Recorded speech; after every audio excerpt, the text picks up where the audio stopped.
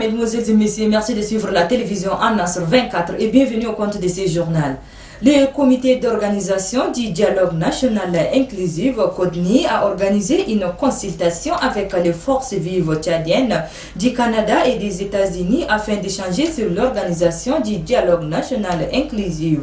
Plusieurs thèmes ont été débattus au cours de cette séance. Suivez.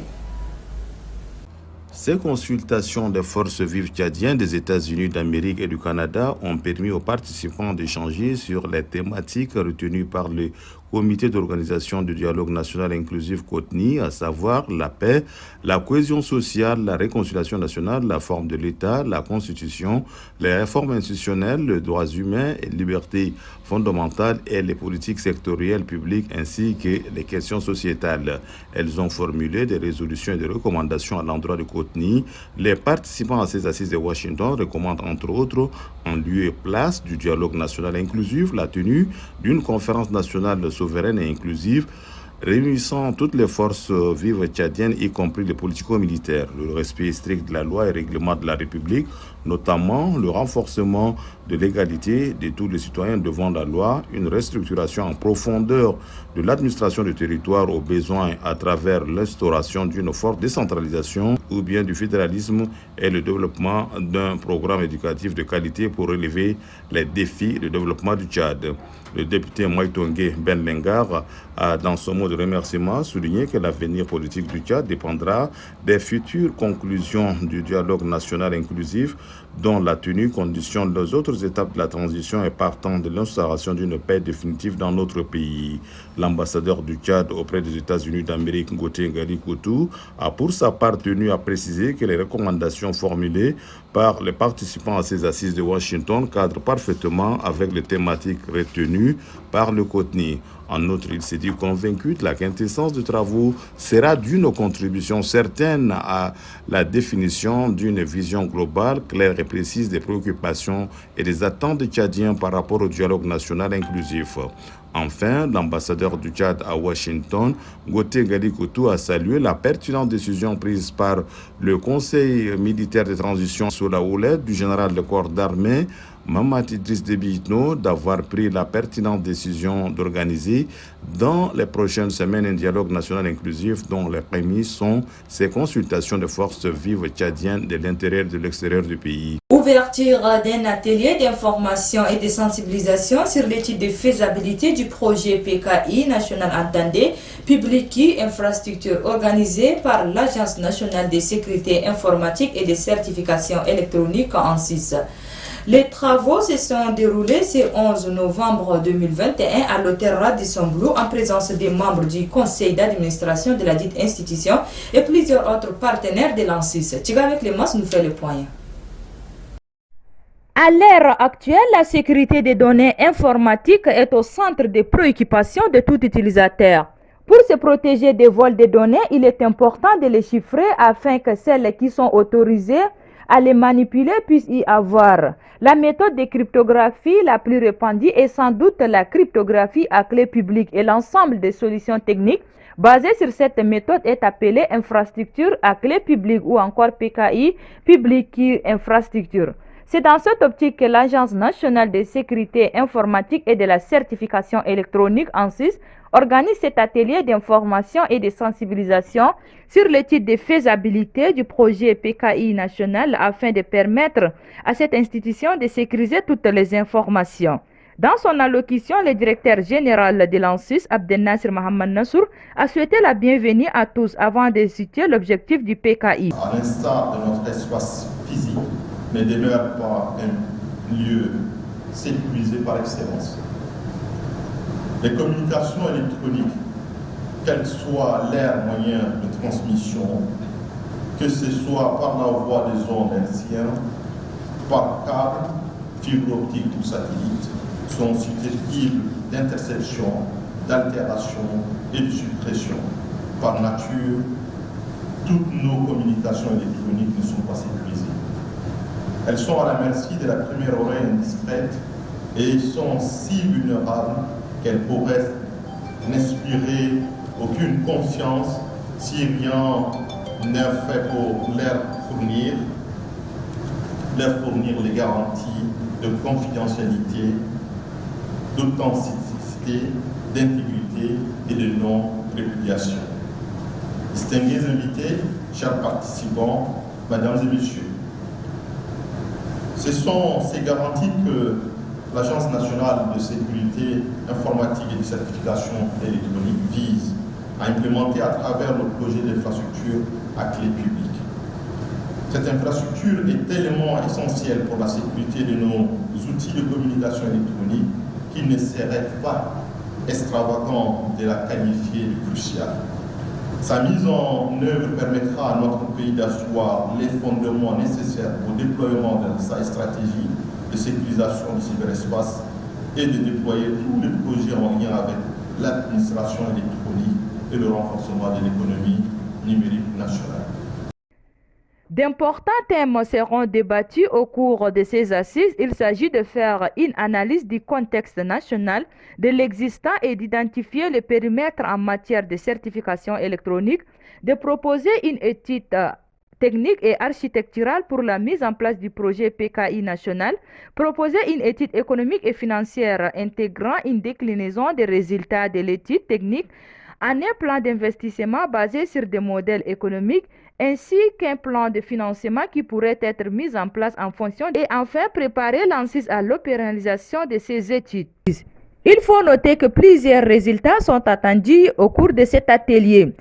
Les parties prenantes seront sensibilisées aux enjeux de la PKI et des services de confiance numérique.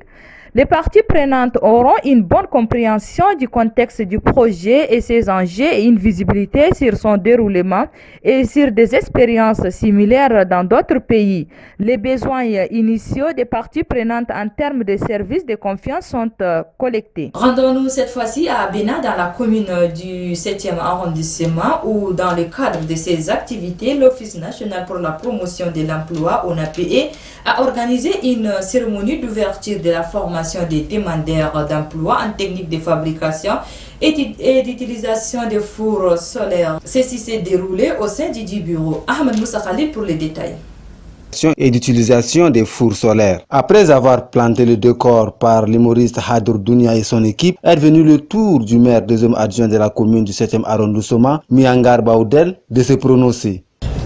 Cette formation est la première du genre organisée dans cette structure et je ne peux que louer une telle initiative qui, il faut le reconnaître, contribue inéluctablement à renforcer notre souci de faire de notre beau pays un territoire dans lequel les filles et les fils du Tchad peuvent trouver leur place et vivre dans un environnement sain.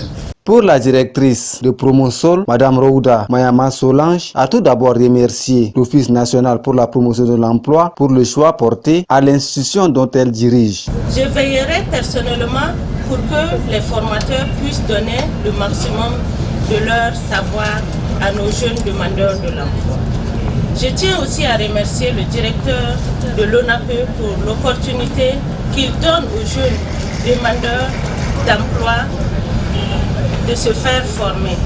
Cet acte d'amour permettra à notre centre Promosol de continuer de vivre malgré le contexte économique actuel. Sadji Ibrahim Djiko, directeur général de l'Office national pour la promotion de l'emploi. Malgré les contextes socio-économiques, sécuritaires et sanitaires très difficiles, le président du Conseil militaire de la transition, président de la République, chef de l'État, le général de corps d'armée Mohamed Idriss Déby Itno multiplie des actions et orientations et veut faire de la jeunesse tchadienne le moteur de la relance économique et d'un développement durable sans précédent. Distingués invités, ces solutions passent aujourd'hui inéluctablement par l'appui à l'entrepreneuriat et surtout la formation de jeunes et de femmes dans le métier porteur. C'est dans cette optique que l'ONAPE, instrument de lutte contre la pauvreté à travers la promotion de l'emploi, la lutte contre le chômage et le sous-emploi, ne cesse de multiplier les sessions de formation pour aider, accompagner et booster l'employabilité des jeunes.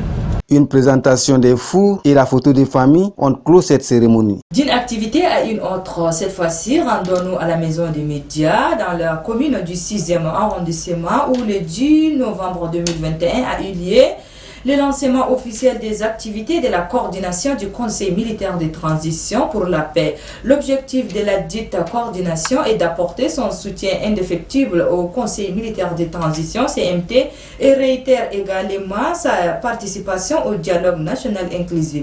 Suivez un extrait de Dido Deye, coordinateur Didi de la dite coordination au micro de notre reporter Ahmed Moussa Khalil. Coordination CMT pour la paix est une organisation de jeunes créée par des jeunes soucieux du développement socio-économique et politique du Tchad. Vu la situation socio-politique de notre pays et l'ambiance paix harmonieuse entre les filles et les fils du Tchad, c'est pourquoi notre organisation a été créé pour prôner haut et fort la paix, l'unité nationale, la cohabitation pacifique et le vivre ensemble entre les fils et les filles du Tchad. Son objectif est de réunir les filles et les fils du Tchad à vivre ensemble, à avoir l'amour de la patrie et l'esprit de la citoyenneté. La coordination CMT pour la paix apporte son soutien indéfectible au Conseil militaire de transition dans sa lutte pour la paix, la sécurité, l'unité nationale et le vivre ensemble au Tchad. S'agissant du dialogue national inclusif, si nous essayons de nous dialoguer de manière sincère et honnête, nous trouverons ensemble tous les problèmes qui minent notre grande nation de décoller. Je demeure convaincu que nous allons être plus forts et meilleurs que jamais. Cependant, nous devons tous ensemble aller de l'avant et le moment est venu pour nous de choisir de quel côté de l'histoire nous allons être, soit le Tchad de paix et de sécurité, soit le Tchad dans les désordres. Désormais, le peuple tchadien doit prendre une décision. La plus importante de son histoire, c'est de dialoguer sans tabou lors du dialogue national inclusif. Sur ce, c'est referme cette édition. Merci de l'avoir suivi. Au revoir et à la prochaine. Bon suite de programme sur la télévision en Nasr 24. Adam, Inch'Allah.